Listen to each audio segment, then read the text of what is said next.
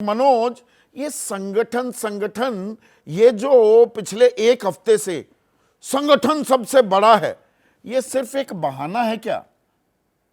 असल फसाना अब क्या कुछ समझ में आ रहा है? उत्तर प्रदेश में क्या हो रहा है? और ये सिर्फ उत्तर प्रदेश की कहानी है या दिल्ली भी इसमें शामिल हो जाती है, या अखिल भारतीय स्तर पर बीजेपी के अंदर कुछ समुद्र मंथन होता दिख रहा है क्या? दिल्ली शामिल हो नहीं जाती है, दिल्ली से ही इसका आगाज है।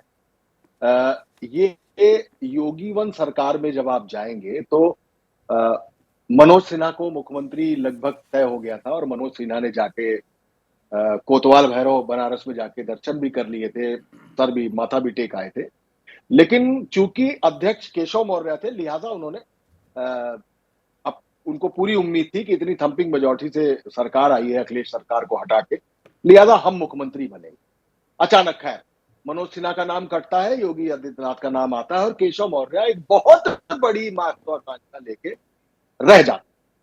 अब अभी तक ये मसला योगी आदित्य केशव मौर्य की महत्वाकांक्षा, लेकिन धीमे धीमे धीमे धीमे धीमे करते हुए योगी आदित्यनाथ एक ऐसा चेहरा बन गए, बुलडोजर बाबा बन गए, कानून व्यवस्था का नाम आ गया, अपने अलग तरीके अलग अंदाज में चलने की बात आ गई, भगवा वस्त्रधारी भी है और हिंदुत्व की प्रयोगशाला जिसमें उत्तर प्रदेश है वहां एक बड़ा फिगर खड़ा हो जाता है। अब ये लड़ाई यहां से पहुंचती है दिल्ली। अब मसला आता है कि मोदी के बाद कौन? तो अगर एक रेफरेंडम करा लिया जाए और यूं भी है किसी पान की दुकान या चाय की दुकान पर भी चर्चा हो जाए तो आम आदमी, अरे भाजपा का कार्यकर्ता नाम लेता है कि मोदी के बाद योगी को ही प्रधानमंत्री का चेहरा बनना है और लोग मानने लगे।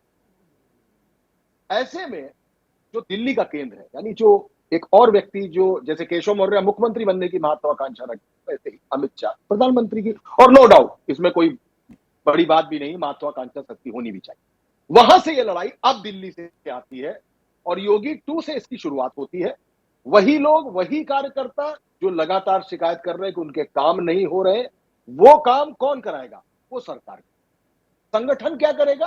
संगठन फील्ड में लोगों को छोड़ेगा और चुनाव बताएगा। तो आप अयोध्या भी आ जाते हैं। ये मसला टलते टलाते केशव मौर्य की महत्वाकांक्षा केशव मौर्य को दिल्ली और यूपी की लड़ाई के बीच में एक मोहरा बना। हाँ, वो सबसे मुखर है, सबसे तेज बोलते हैं।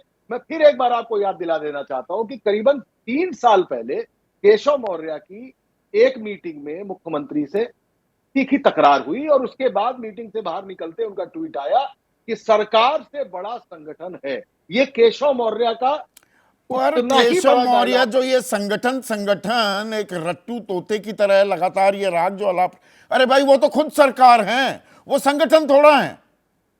बिल्कुल 2017 से उप मुख्यमंत्री हैं। बस ये बात जब हम और आप करेंगे तो हमें लगेगा कि हम भाजपा का एक पारिवारिक मामला है, हम उसमें कुछ हाइपोथेटिकल निकालने की कोशिश कर रहे हैं। ऐसा नहीं है।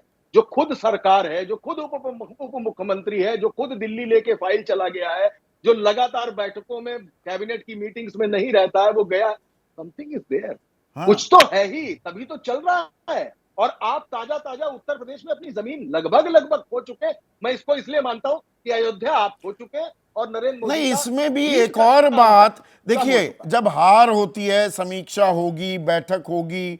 आज 30 मंत्रियों की बैठक लेते हैं योगी आदित्यनाथ, उसमें केशव प्रसाद मौर्य नहीं होते, ब्रजेश पाठक नहीं होते, और राष्ट्रीय अध्यक्ष अगर बैठक कर रहे हैं, अभी तो यह बताया जा रहा है ना कि नहीं नहीं योगी आदित्यनाथ को बुलाएंगे, ब्रजेश पाठक को बुलाएंगे, धर्मपाल को बुलाया जाएगा, पर सबसे पहले केशव प्रसाद मौर्य के साथ क्यों बैठक कर रहे हैं? और प्रधानमंत्री भी मिल रहे हैं तो वो भूपेंद्र चौधरी से मिल रहे हैं। भाई सबसे पहले योगी आदित्यनाथ से मुलाकात होनी चाहिए थी, ये तो प्रोटोकॉल का तकाजा भी है। एक संगठन अपना एजेंडा लेके किसी प्रदेश में जाता है, किसी देश में जाता है, और वो संगठन जब सक्रिय रहता है तो उसकी एक सरकार बनती है।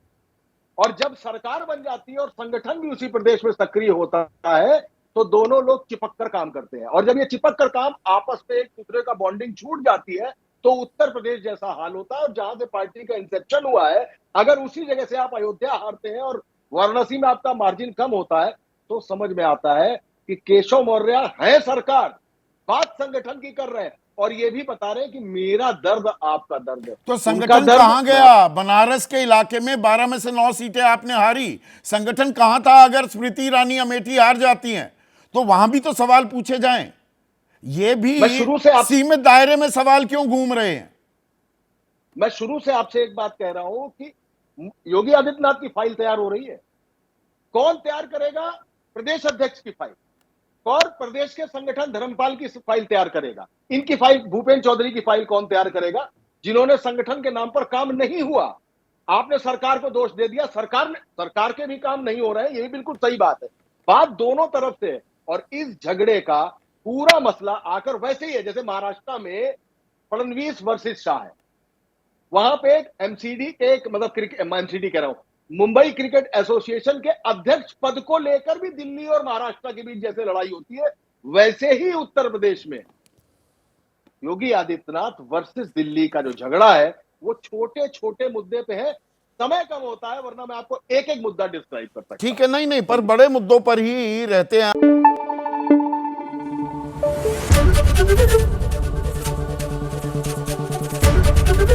एबीपी न्यूज आपको रखे आगे।